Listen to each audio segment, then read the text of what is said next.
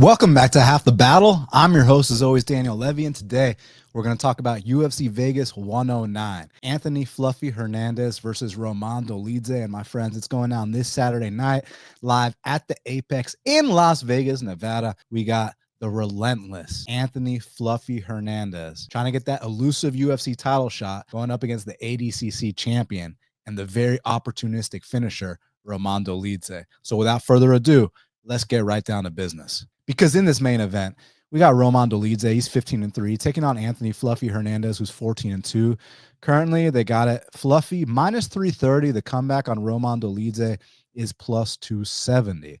So Fluffy Hernandez is 31, Dolidze is 37, but it's Dolidze who's going to be 2 inches taller at 6'2", and he's going to have a 1-inch reach advantage at 76 inches of reach. So right off the bat, this is an unbelievable main event. And I think a big talking point is the pace that Anthony Fluffy Hernandez fights at versus the very opportunistic finishing ability of Roman Dolidze. So let's get into it. Guys, in this main event, I think people are wondering, at what point does Roman Dolidze gas? And that's a great question. And I don't think it's fair to say, oh, he'll be done by the end of round one. He'll be done in round two. He'll be done in round two, all these things.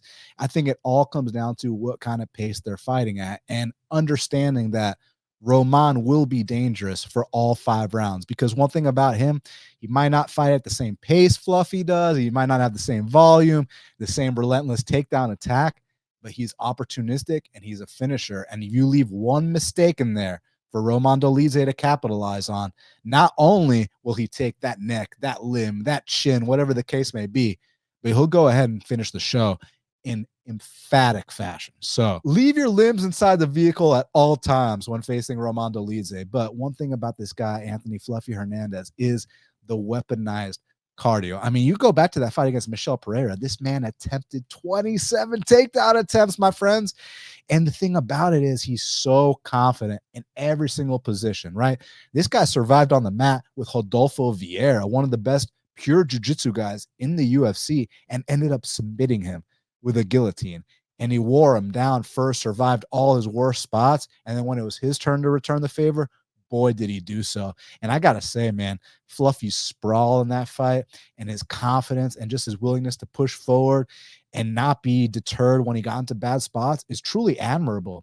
And the way he broke Michel Pereira, man, like we said, 27 takedown attempts. And you saw in Michel Pereira's subsequent fight against Abus, he did not look like the same guy. He looked like his soul left his body. And that's exactly what happened when he fought Fluffy Hernandez, man. So Fluffy will take guys and he'll press that slow cook button, right? You might leave for a little bit, you come back on, and these guys, they need oxygen tanks, man. And here's the thing. I think as soon as this fight starts, Roman Dolidze is going to be very dangerous. We know how hard he hits. We know how opportunistic he is. And if Fluffy takes a bad shot, there will be a guillotine there waiting for him. If Fluffy isn't careful on how he scrambles with Dolidze, there's going to be leg locks, heel hooks, knee bars, whatever the case may be, calf slicers. Like, you must mind your P's and Q's with Roman Dolidze. Here's one thing I'm not confident about, and here's one thing I'm very confident about.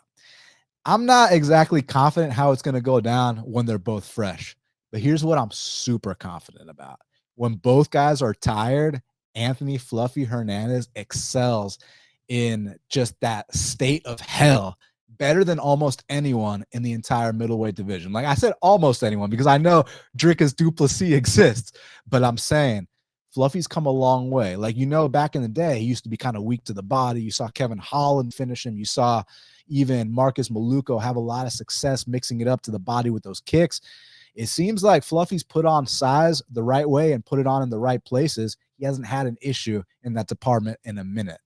Not only that, he's known for his relentless grappling, but this guy was a kickboxer first. Don't sleep on Anthony Fluffy Hernandez's striking. But the reason I brought up how are they going to look when they're fresh, how are they going to look when they're tired, is because we know that Anthony Fluffy Hernandez, from time to time, he will have to overcome adversity, whether it's Kopolov kind of having a little bit of stand-up success the first couple minutes, whether it's swimming through all the submission attempts against Rodolfo Vieira, whether it's that first round against Brendan Allen. In both of their fights, in the LFA and in the UFC, he had to overcome some really bad spots against Brendan Allen, and you don't want to be in similar spots against Roman Dolidze. So obviously in the early going, or not even necessarily the early going, but as long as Roman is fresh, whether it's the first round or the fifth round, as long as Roman is fresh, he's going to be dangerous. He's going to be opportunistic. But the thing about it is, I do think that Anthony Fluffy Hernandez can scramble with Roman Dolidze. But furthermore, the most important thing and my biggest take is when both these men are fatigued, and when it's time to dig deep, not saying Roman can't dig deep. I know he's a super tough guy. And guys, I love Roman. I cashed on Roman against Kevin Holland. I cashed on Roman against Marvin Vettori, both at dog odds. But the thing about it is, when they're both tired, Fluffy takes it to, he'll go to these deep waters. And even the toughest guys have issues swimming, man. They're going to have to send in the floaties. You know what I'm saying, man? I think that Roman Dolidze is in for a tough night Saturday night. I respect him, his finishing ability, his jiu-jitsu, his power, his willingness to win, all that. I respect it big time. But I think Fluffy Hernandez is on a title trajectory. I think this guy's the middleweight Marab. I think he's going to come out here, put that pace on Roman Dolidze, and break him late. And either secure that title shot or secure a #1 contenders fight. I'm going Anthony Fluffy Hernandez to impress in the main event. Co-main event of the evening in the bantamweight division. We got the former title challenger, Steve Erceg. He's 12-4, taking on Ode Osbourne, who's 13-8. Currently, they got it. Steve Erceg, -600. The comeback on Ode Osbourne is +425. So Ode Osbourne's 5'7", Erceg is 5'8". Osbourne's 33, Erceg is 30. But it's Osbourne, listen to this, y'all, that's going to have a 4.5-inch reach advantage at 73.5 inches. Like, damn, that's a serious reach by Ode Osbourne here, man. Listen, I've told y'all guys at length, ad nauseum, that I think Steve Erceg is massively overrated because this guy beat Matt Schnell and David Dvorak. All of a sudden, he's fighting Pantoja in Brazil. Then he's fighting Kai Kara France down under. Then he's fighting Brandon Moreno in Mexico. Like, he got into this position that he wasn't even ready for. But luckily for him, now you're taking not just a step back, but a couple steps back. And this is a very winnable fight, but it could also go wrong in a variety of ways. Number one thing we got to talk about is this price. Are y'all laying -600 on Steve Erceg? I know I'm not, because that price is absolutely disgusting. That automatically makes this a dog or pass situation. But do I trust Ode Osbourne? Not really, but how much do I need to trust him at these odds? Listen, one thing about Ode Osbourne, when we got to talk about the positives, because look at this fucking number, guys. He hits extremely hard. He's opportunistic on the mat. He's experienced. He's paid his dues. And he's been in the octagon more than once, you know? But with Erceg, I think that although he doesn't have the power that Ode Osbourne has, and he might be a little bit slower on the feet, I think that if he gets on top of Ode, I think that he might have something for him on the mat. And furthermore, historically speaking, I know Ode's coming off a second-round knockout win over Gurule, but historically speaking, if you can get Ode past that first round, he tends to slow down. He tends to break. You know, the guy's got massive weight cuts. So for Steve Erceg, it's kind of about limiting that danger factor, getting this fight into deep waters, getting those takedowns going, getting on top of Ode, not giving him a chance to counter you. And if Erceg can do that, then I think he can come out here, get a submission win, get a decision or something like that. But the issue here is that Erceg stands kind of straight up. He's been rocked in multiple fights. I'm not just talking about the Kai Kara France fight. Actually, Matt Schnell rocked him badly prior to him knocking out Schnell. So there's that to worry about. With Ode, Ode hits extremely hard, and Ode is opportunistic on the mat. And like I said, he's very experienced. So do not lay this -600 on Steve Erceg. Yes, as a pure pick, I'll take him to win. But this is a dog or pass situation. So proceed with caution if you have any delusions of grandeur about parlaying Erceg at -600. Just don't do it. Take the dog or pass, okay?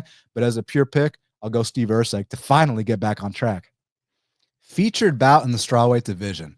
We got Iasmin Lucindo. She's 17-6, taking on Angela Hill, who's 18-14. Currently, they got it Iasmin Lucindo -200. The comeback on Angela Hill is +170. So here's the big one, guys. Angela Hill is 40. Iasmin Lucindo is 23.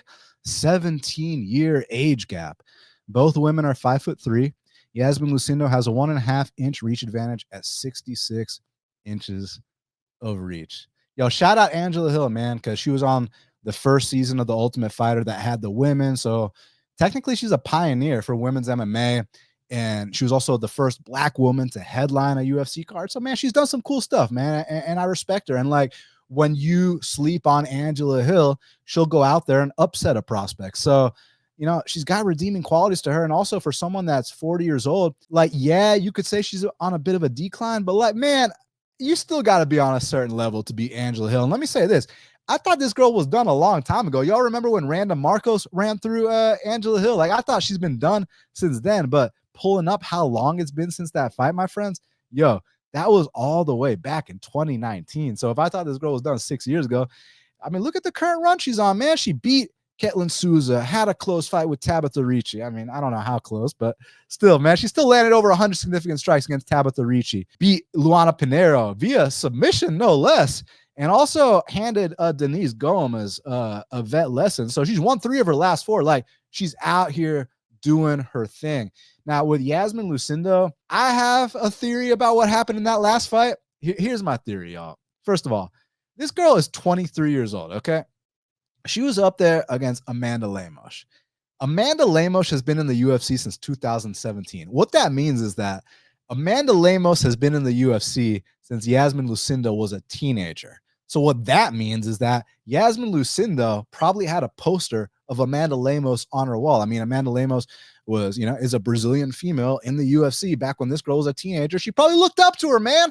That's probably what happened there. Cause like, I have no other explanation for how she just laid on her back, couldn't get up from bottom. Like, yeah, you can say the age, but look at the experience for that age, man. And in the past, her get-up game has been a little decent. I think that she showed Lemos way too much respect in that spot. And there's one thing I can promise you. Look, I'm sure she respects Angela Hill too, but I highly doubt she had a poster of Angela Hill on her wall growing up. Angela Hill ain't Brazilian, no? You know what I'm saying? You know how Brazilians are towards other Brazilians? Always super respectful. And I think that was just the case in that Lemos fight. She showed her too much respect. Whereas here, I do think the body lock takedowns are going to work for Iasmin Lucindo. I do think she can strike with Angela Hill. It's just that when you're talking about a price like this, my friends, who's judging this fight, right? Is it going to be Adelaide Bird? Is it going to be, Ron McCarthy?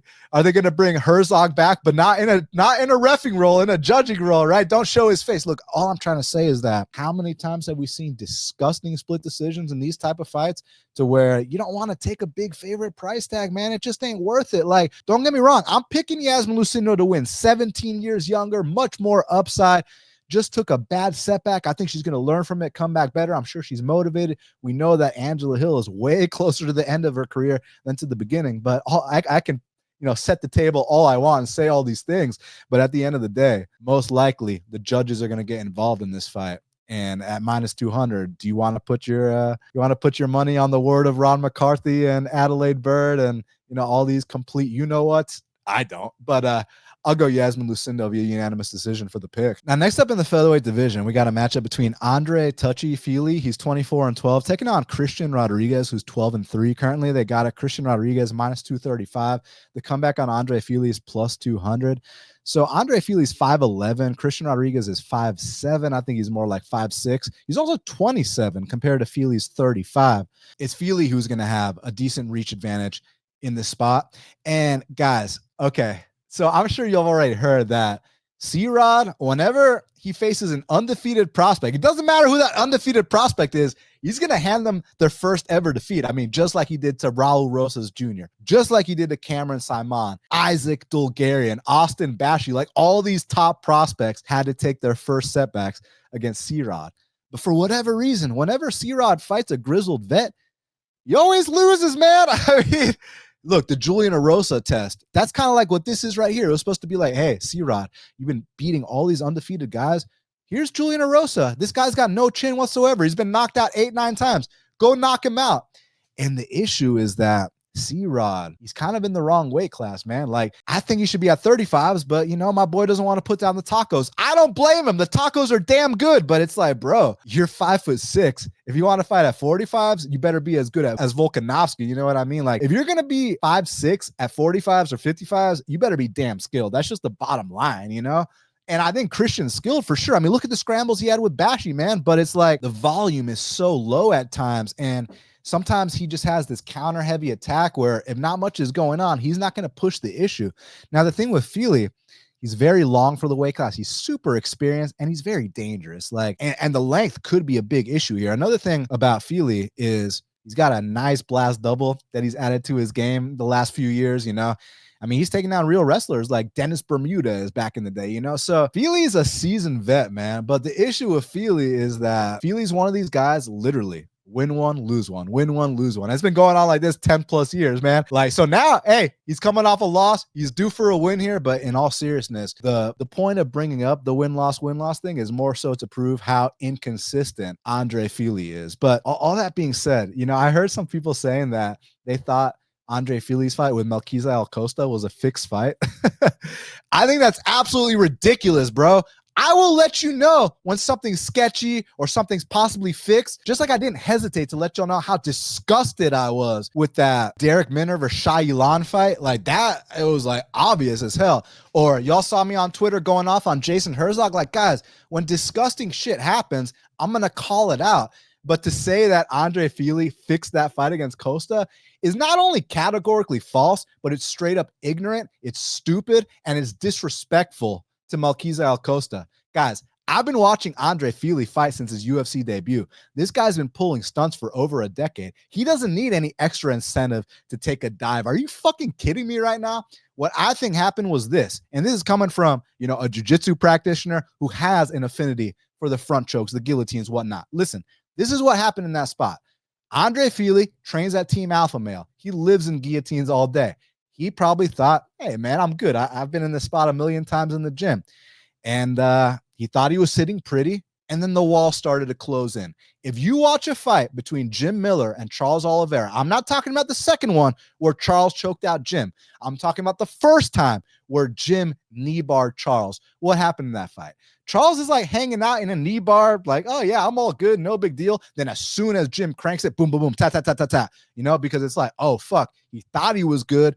And then he realized after the point of no return that he, in fact, wasn't good. I think that's exactly what happened to Fili. He thought he was safe, you know, gets his head out, puts his head back in, thinking like, yeah, I'm good here. And then all of a sudden, shit's wrapped up like that. And it's like, oh, fuck.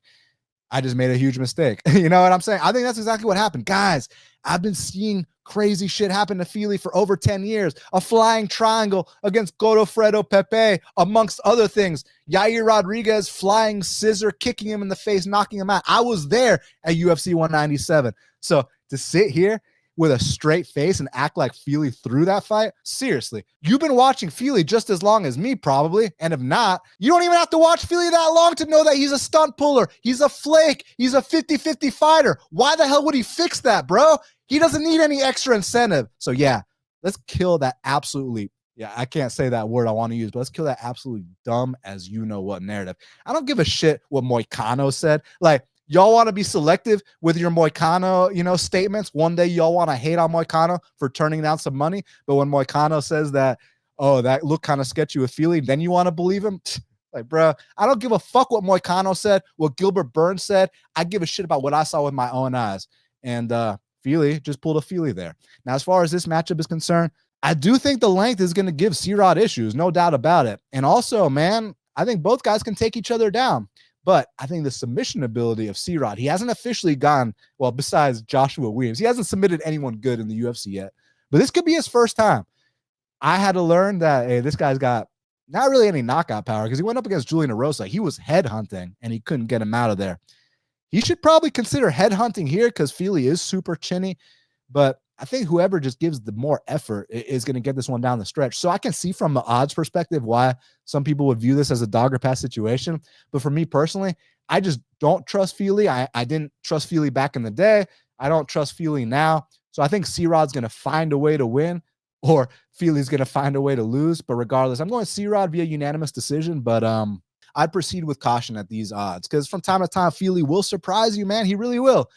But from time to time, he'll also surprise you in the opposite of good way, right? So yeah, I'm gonna go C-Rod in this spot. Now, next up in the bantamweight division, we got a matchup between Jean Matsumoto, he's 16-1, taking on Miles Johns, who's 15-3. Currently, they got it Jean Matsumoto minus 310. The comeback on Miles Johns is plus 260. So Matsumoto is 25, Johns is 31. Johns is going to be 1 inch taller at 5'7", allegedly. but it's Matsumoto is going to have a 2.5-inch reach advantage at 68.5 inches of reach. So listen, man, my boy Matsumoto's got the GSP headband. I got the GSP headband. So by default, I'm going Gene Matsumoto here. No, in all seriousness, my friends, I think that the big difference here, if you've heard me break down a Miles Johns fight, you know exactly what it is, the volume. My big issue with Miles Johns is, man, like, he's so talented. Look at the way he's built. Look how hard he hits. Look at his takedown defense, takedown offense. Look at his well-rounded game. I mean, bro, he's good. It's just his volume is like Woodley level low. It's, I mean, just to quote Conor McGregor, his numbers are so low, you know? And the thing about Gene Matsumoto is his numbers are the opposite of low. He's going to go right in that pocket and throw big and throw with volume, throw with intent, mix it up. And the thing about that, so on the positive side, his numbers are going to be double what Miles Johns' numbers are. But on the negative side, you know, being so willing and so eager to engage and just go into that pocket without a care in the world, you're going to give Miles Johns some openings to land some big bombs square on your face. So listen, Matsumoto is going to get tagged in this fight, just like he's been tagged in all of his fights. But that being said, when it's, you know, when it comes time to who's more tired and who's going to dig deep, I mean, come on, Matsumoto is the one that's going to dig deep in the spot, assuming he hasn't been knocked out or something like that. He's also got a little sneaky guillotine too. I know y'all remember Miles Johns quick tapping against John Castaneda. Don't be surprised if something like that happens here. But ultimately, what I do think is going to happen is he's just going to outvolume him, kind of like Felipe Lima did. Just land the more impressive, impactful, and meaningful shots in this spot. Don't get me wrong. Like, Miles Johns is going to land a bomb here and there, like every 2 minutes. Oh, a big bomb. But like in the space between those 2 minutes, it's going to be filled with leg kicks by Matsumoto, punches and bunches, combinations, kind of like most dudes do to Miles Johns when they beat him. But don't be surprised either if it's like the Mario Bautista fight and he just goes ahead and gets him out of there too. That's not going to surprise me either. Look, Miles Johns is a tough guy. He's talented. He's skilled. But when you got that Woodley volume and you're not fighting some scrub, it's tough for me to pick you. So I got Matsumoto just via doing more, via more willingness to get in there and leave an impression and let it all hang out. So yeah, I got Gene Matsumoto in this spot. Now, next up in the middleweight division, we got a matchup between Eryk Anders, he's 17-8, taking on Christian Leroy Duncan, who's 11-2. Currently, they got it. Christian Leroy Duncan -500. The comeback on Eryk Anders is +375. So Eryk Anders is 38. Christian Leroy Duncan's 30. CLD is going to have a 1-inch advantage at 6'2", and he's also going to have a 4-inch reach advantage at 79 inches of reach. So shout out Eryk, your boy Anders, man. This is word on the street. This is his retirement fight, also the last fight on his contract. So it's probably the last time we're ever going to see Eryk Anders compete inside the octagon. And like I said, all respect to him, man. He's a very, very tough guy. He's put on some very entertaining fights. I'd say my favorite Eryk Anders memory, obviously that debut against Raffael Natal, man. That was a sick knockout. But his knockout when he head kicked the guy that was getting up from bottom, Tim Williams, I think his name was, like, yeah, that was dope, man. So Anders has had some great highlights along the way. And man, I'm happy to see him go out on his own terms, you know? And one thing about Anders, like y'all know, he came into the UFC with that football background. And he's just a tough, durable dude. You know what I mean? Like, he's kind of on the slower side, always has been. But if he lands on you, you're going to feel it. You land on him, you're probably going to break your hand. This guy's made of stone. And in that clinch, this guy's tough to deal with. But the issue with Anders, whether it's now or back in the day, the volume's on the lower side. And like I said, he's kind of on the slower side. And nowadays, you know, we used to talk about how, like, you know, you could hit this guy with a baseball bat and he'd keep walking forward, but he's actually getting dropped in, you know, in his last 3 consecutive fights, and not against the heaviest hitters either. I mean, don't get me wrong. I'm not saying Jamie Pickett doesn't hit hard, but, you know, Jamie Pickett ain't exactly known for having that much success at the UFC level. And I'm not saying Weidman doesn't hit hard either. Weidman knocked out the great Anderson Silva, but that was like Weidman's retirement fight, and he still dropped Anders. And then Barrial, I know he hits hard, but just saying, things that used to not happen to Anders are starting to happen to Anders. So that's what I'd be worried about. And here was CLD. So CLD has had to figure some stuff out along the way because, man, he's ultra talented. Like, the guy's insanely athletic. You see the way he moves, that footwork. Like, he's got a lot of potential and a lot of talent, and he's definitely someone to keep an eye out for. And like, if you develop this guy the right way, I think he's a future top 15 guy. It's just, there's been questions about his process. There's been questions about, he'll only go for big moves and there's kind of not much in the in-betweens, kind of filling the space. But man, like you saw in his fight against Pullaev, if you ain't quite on the level of CLD, look, he might not knock you out in the first round, but he will give you a tour of that octagon, man.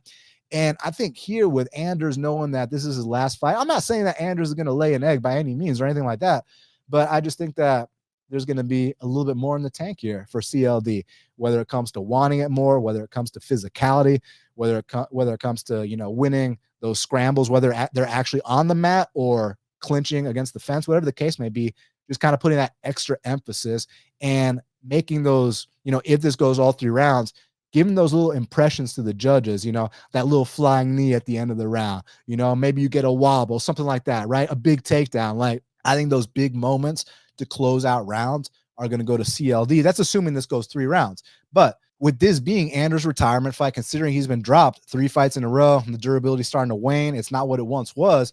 I'm not going to be surprised if CLD comes out here and gets a spectacular finish along the way either. Like, I'm not going to count off that. I'm not going to write off that possibility by any means. Am I predicting it? I don't know. But what I am predicting is a CLD win. And again, it doesn't take a genius to pick a minus 600. But yeah, listen, I just think he's catching Eryk at an incredible time. And I think he's going to extend his win streak, send Eryk Anders into retirement, and possibly move to challenge, a top 20, top 15 guy. Because CLD has had a couple opportunities that, he kind of let people down, like the Armin Petrosian fight and whatnot. But man, I still think he's better than what he's shown. And I still think the potential is really high. It's just about developing it. Will he, one day live up to that potential? That remains to be seen. But for Saturday night and this fight as a standalone, I'm going to pick him to come out here and hand Eryk Anders a retirement loss. Now, next up in the light heavyweight division, we got a matchup between Julius Walker, he's 6-1, taking on Raffael Cerqueira, who's 11-2. Currently, they got a Julius Walker minus 600. The comeback on Raffael Cerqueira is plus 425. So Julius Walker's 26, Raffael Cerqueira's 35. Julius Walker is 1 inch taller at 6'4", and he'll have a 2-inch reach advantage at 78 inches of reach. So I know what y'all are thinking, man. Y'all are probably thinking what I was thinking when this fight got announced.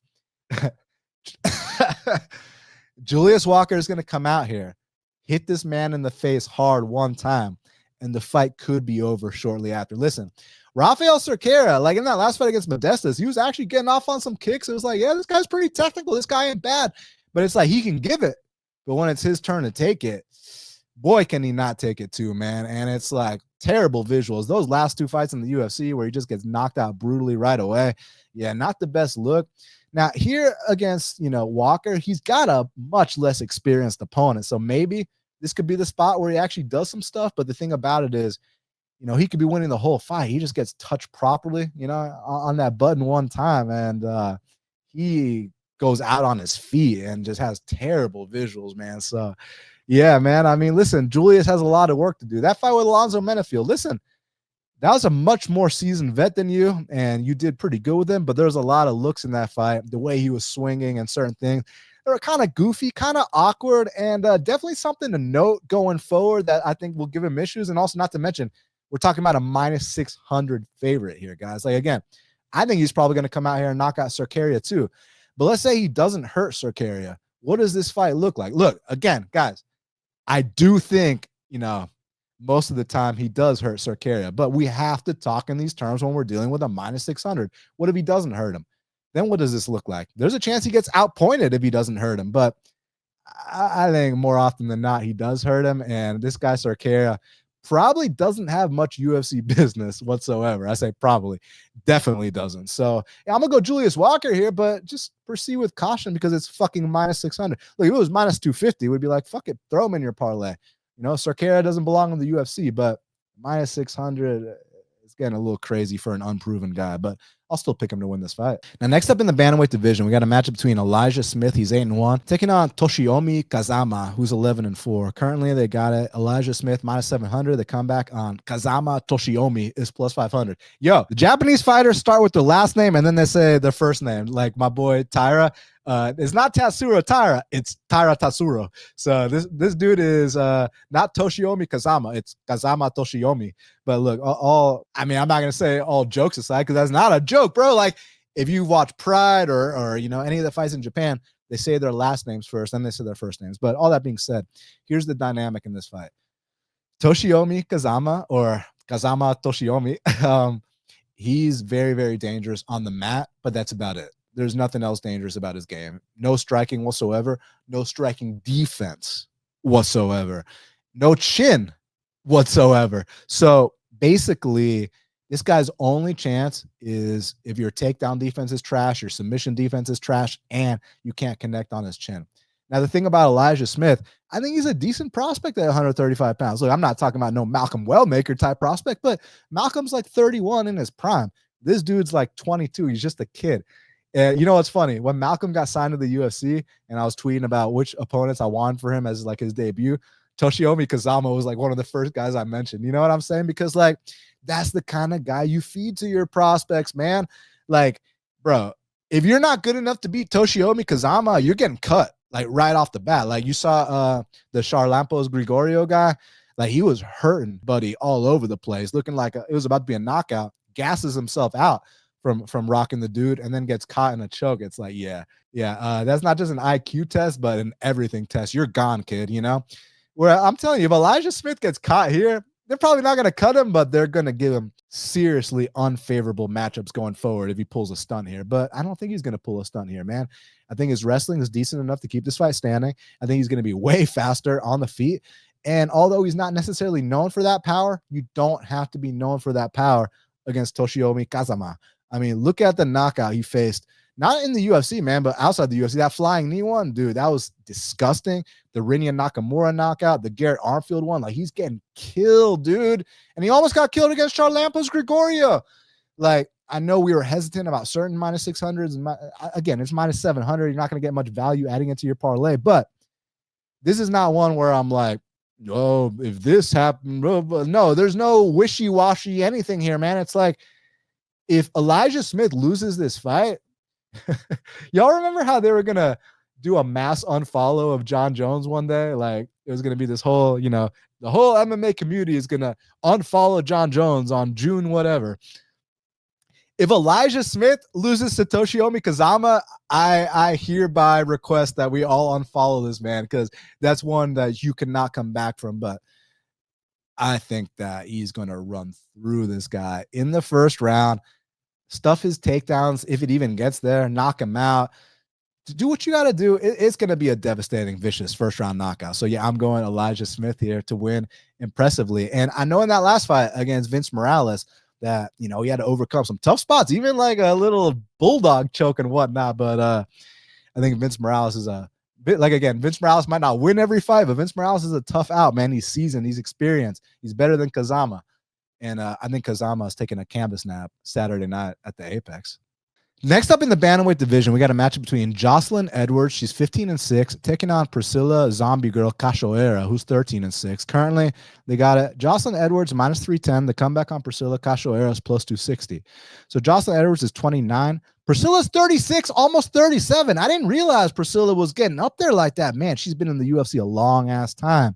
Joselyne's 1 inch taller at 5'10 and has a 5-inch reach advantage at 70 inches. I've been very impressed with the progression of Joselyne Edwards. I've always thought she was very talented. It was just a matter of, she used to get put on her back and it was like life alert, help, I've fallen and can't get up. But it seems like she's, rounding out her game. I think she got out her comfort zone. She's training here in the States, doing her thing. Got to get the weight issues in order. I know my girl Joselyne's a little thick, so she's got to, work on some things, Don't be eating those empanadas on fight week. You know what I'm saying? But if she can just kind of tone it down a little bit, I think she'll be okay. And with Priscilla, listen, I got so much respect for Priscilla. If you know about Priscilla's background, the shit that she's been through to overcome that, make it to the UFC, and like, man, she's knocked girls out that are, I'm going to say historically durable. Like I know Ariane Lipski's fell apart in fights before, but that's like, kind of been a mental thing. Whereas what happened with Zombie Girl and Lipski was not a mental thing. That was a punch to the chin type thing. Same with that Josiane Nunes fight. Like when Priscilla gets you, she gets you. The issue is when she gets got, boy, does she get got, and she gets audited on the mat from time to time. The thing about it is I know that Joselyne's been trying to, mix it up lately, and she's been doing her thing on the mat. But man, she is not on the level of some of these girls that have been coming out here and submitting Priscilla. Like, she ain't no, Jillian Robertson. She ain't no, Miranda Maverick. She ain't no Jasmine Jastovicius. And no disrespect to Joselyne. I'm just saying. But what I do like about Joselyne is that, like, you take these setbacks, right? And now you've landed 5 takedowns in your last 2 fights, including the last one, which was a 1 takedown, and the fight was over shortly after situation. So at least the development is starting to be there for Joselyne Edwards. And that makes me really happy. And with Cachoeira, look, if they keep it standing, I'm not saying Cachoeira can't have success. She does hit that hard. She does fight with a lot of intent. But I think that Joselyne's going to be longer, a little bit more technical. Is going to mix it up, whether it's punches, to kicks, to knees, to elbows. And now add that little wrinkle with the takedowns. If she can get those takedowns going, she's really going to cover this price tag. And then some on the feet, I still think she wins. I just think it'd be a little bit closer on the feet. But if she can mix in that well-rounded MMA attack that she's been doing lately, she might get a finish here. So I'm going to pick Joselyne Edwards to come out here and defeat Zombie Girl Cachoeira on the spot, my friends. Now, next up in the welterweight division, we got a matchup between Uros Medic. He's 10-3, taking on Gilbert Urbina, who's 7-3. Currently, they got it Uros Medic minus 450. The comeback on Gilbert Urbina is plus 350. So Uros Medic is 32, Urbina's 29. It's Urbina who's actually gonna have a 2-inch height advantage at 6'3" and a 4-inch reach advantage at 75 inches of reach. So, guys, as always, I mean, I don't know why I have to preface it by telling y'all I got to keep it a buck with y'all, but that's just the bottom line. I do got to keep it a buck with y'all. I've never been sold on the Urbina brothers having any kind of long-term success, even short-term success in the UFC. I respect them. You come from a family, a fighting family. It's pretty cool, but like, I just don't see them, stringing wins together in the UFC. I mean, he beat Orion Kosei. Who? You know what I mean? Like, I think this is a spot where Uros Medic gets back on track. Man, Uros Medic had a Serbian kickboxing background. For some reason, moves to Alaska. Y'all know the Alaska fighting scene is pretty shitty, but he was like the king of Alaska, the Serbian king of Alaska. You know what I mean? Man, I just think he's so much more technically sound than Urbina. I think he's meaner. And I think when the going gets tough, yeah, maybe in certain spots, against like real guys, he'll struggle. This ain't no Mick DeBeck oral buy. You know what I'm fucking saying, man? Who like will have a closed eye and will just eat flush shots to the chin and stare at you. Like this ain't that, right? So I think this is a spot where Uros Medic can come out here and establish his range, his more well-rounded attack, mix it up. And when I say mix it up, I don't necessarily mean mixing takedowns. I just mean mixing the levels of the striking. Punches upstairs, body, leg kicks, everything. And yeah, look, there might be a little danger factor from Urbina. Plus, Uros Medic is coming off a knockout loss, but he's coming off a knockout loss to a very heavy hitter who was coming down a weight class, man. So I don't hold that against them. That wasn't like an embarrassing loss in the sense that, like, man, like, how the fuck did that happen? No, like, we know Puna Haley Soriano hits hard as a big boy, whereas like if Uros lost to this guy, that would be a big problem. So yeah, I'm gonna go Uros Medic to come out here, land the bigger shots, be more technical, get back on track, and probably do it emphatically too. Now, next up in the flyweight division, we got a matchup between Gabriella Fernandes. She's 10-3, taking on Julija Stoliarenko, who's 11-8-1. Currently, they got it. Gabriella Fernandes minus 400. The comeback on Julija Stoliarenko is plus 300. Fernandes is 31. Stoliarenko is 32. Fernandes is 1 inch shorter at 5'6". He's going to have a 3-inch reach disadvantage at 66 inches of reach. But luckily, the reach probably won't make a difference here. Hence the fact that, due to the fact that Julija Stoliarenko is a armbar or bust type fighter. That's literally the case. Her armbar is disgusting. You go to the mat with this girl, better mind your P's and Q's. Like I said at the beginning of the show, you better leave your limbs inside the vehicle at all times because, man, she will take that arm and she'll break it in half and, put it on her mantle, man. So you got to proceed with caution when tying up with someone like Julija Stoliarenko. But, man, Gabriella Fernandes, she's come a long way. When she first came into the UFC, that takedown defense was super, super suspect. And I'm not saying that, it's not an issue now, but what I am saying is that she's gotten a little bit better about it, right? Like she's made some improvements. She's got a very strong lower body. And on the feet, her striking might not be the prettiest or the most technical per se, but like I've talked about in the past, in the women's divisions, when you bring that power factor to the table, that can make up for a lack of technique. And again, I'm not acting like her technique is like bad by any means. She dropped Kong Wong, who was 10 times more technical than her standing. So like, yeah.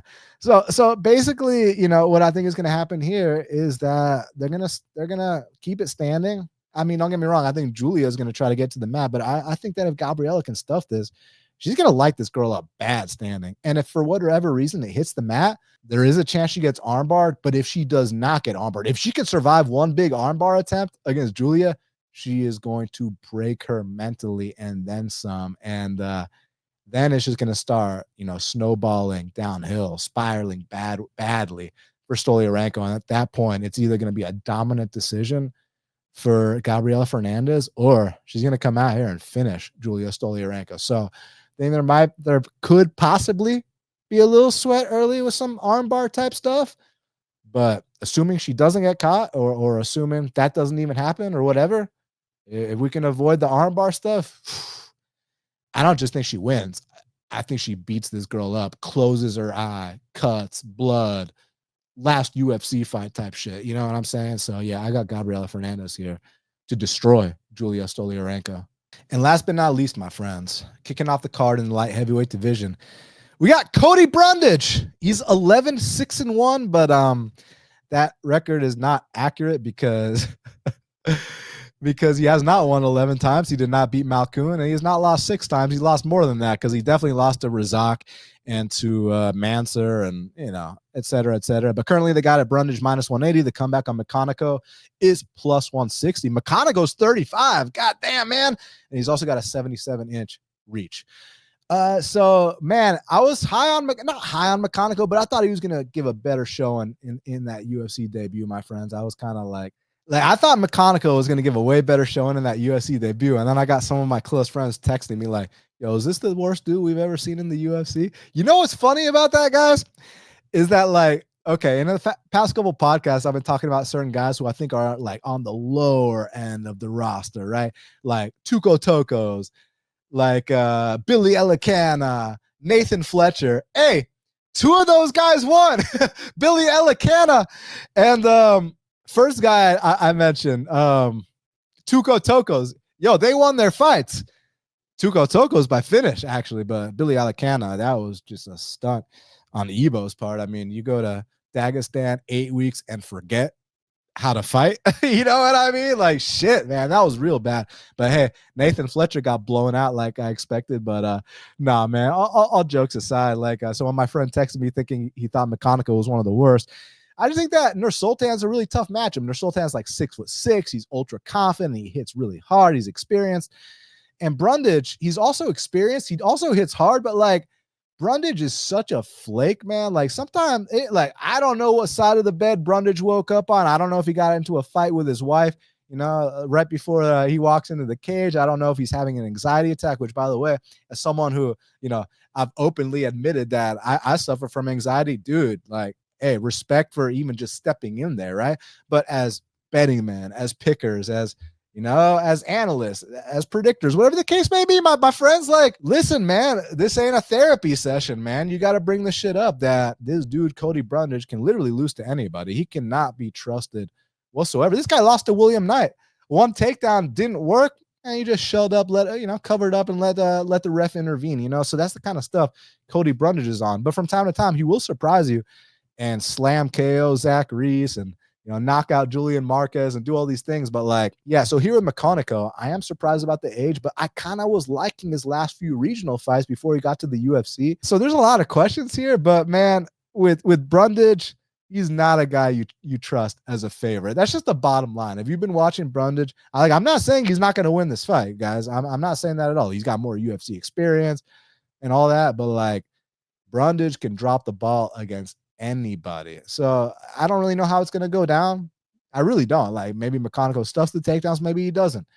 If he does stuff the takedowns, maybe he puts some big shots on him, or maybe he gets some big shots put on him. I don't know. But what I do know is that I do not trust Cody Brundage whatsoever. So therefore, he's going to get knocked out and then somehow win a DQ, right? But yeah, I'm going to go Mcconico to come out here and finally get his first UFC win. But guys, proceed with caution, because Brundage is a literal wild card. You don't know. You don't know what's going to happen with him. except something fucking crazy and spectacular for better or for worse, right? Like, man, this dude's got some kind of voodoo going on, man. Like, you get knocked out by Razak Al Hassan, somehow that's a no contest. You get knocked out by Jacob Malkoun, somehow that's a DQ win. You get knocked out by Mansur Abdul Malik. First, they call it a decision, then they overturn it. It's like what? It makes no sense. So I'm not going to try to start making sense of it now. I'm just going to pick Mcconico because I'll never pick Cody Brundage at favorite odds in any UFC fight. So yeah, I'll go Mcconico for the win. Hey man, be too big, too explosive, show them who the better athlete is here. But yeah, we'll see, my friends. Hey, so my friends, before we get out of here, let's talk about the fight to watch and the fighter to watch for UFC Vegas 109. So in my opinion, the fight to watch, listen, I want to see this fight. I want to see Gene Matsumoto versus Miles Johns as my fight to watch, because Gene Matsumoto, they try to give him a big step up in competition against Rob Font, a little bit too much too soon, but he still fought admirably. And a lot of people thought he may have arguably won that fight. But Miles Johns is a real litmus test. Like, you got to be on a certain level to beat Miles Johns. Like, if you want to get into the top 15, you must be able to beat Miles Johns. So this is going to let us know a lot about where Gene Matsumoto is. You know, it's a step up from Brad Katona, but it's a step down from Rob Font. So, you know, for that reason, Matsumoto versus Johns is my fight to watch. And if Johns can get this win, wow, that's a big feather under his cap. And all of a sudden, he's got some new life in his career. So, yeah, for that reason, Johns and Matsumoto is my fight to watch. My fighter to watch. You know, I usually don't do the main event, especially the main event with like a big favorite. But, guys, I have to here because, listen, Fluffy Hernandez has truly been putting in work. From the kind of stuff he went through early in his UFC career, you know, getting body kicked hard by Marcus Maluko and getting his neck dangled off of, you know, the Kevin Holland fight, to all of a sudden now you're on the biggest win streak in this division. You're 1 or 2 fights away from a title shot. You're developing a style that's just weaponized cardio, you know, the middleweight Marab. And in addition to that, you got such a tough, opportunistic, dangerous, and also hungry finisher in Roman Dolidze. Who knows? This is his last opportunity, bro. He's 37. So you're going to go up against the hungriest Dolidze we've ever seen. And I want to see how Anthony Fluffy Hernandez swims in these waters early on. And if he can make, you know, Roman go into the real deep waters late in the fight and throw in those floaties. I'm so intrigued by this matchup and specifically how Anthony Fluffy Hernandez performs. So for that reason, he is my fighter to watch. Well, my friends, we did it. It's going on this Saturday night live at the Apex. Hey, do me a huge favor. Smash that like button, hit the subscribe button, leave me a comment. Guys, I'm still trying to get to 10K subscribers on YouTube. And like you already know, once I do get to 10K subscribers on YouTube, we're going to be giving away a free Malcolm Wellmaker everything. You know, a signed Malcolm Wellmaker UFC hat, signed Malcolm Wellmaker poster, possibly even a glove, you know, whatever the case may be. We're going to get a bunch of signed Malcolm Wellmaker memorabilia to give back to the fans for free. All y'all got to do is just subscribe and get me to 10K subscribers. That's all I ask, guys. You know, I've only been paying my dues 10 plus years. So hook me up, guys, and know that I got so much love for y'all, and you know, the amount of respect you've shown me, the amount of love, just everything, man. Even the haters, man, I got love for y'all too, man. Like, thank you, man, for showing an interest. And you know, just because we might not agree on something doesn't mean that we can't have a civil conversation and be passionate about the sport we love. So yeah, I'm truly grateful for all the fans. Shout out Meticulous for his incredible work behind the scenes. You're the best friend that Half the Battle has ever had. And to the fans, again, I can't thank y'all enough. So make sure y'all follow me on Twitter at Best Fight Picks, on Instagram at Half the Battle Pod, on TikTok at Half the Battle Podcast. Subscribe right here on YouTube. Sincerely appreciate y'all. And until the next time, let's cash these bets.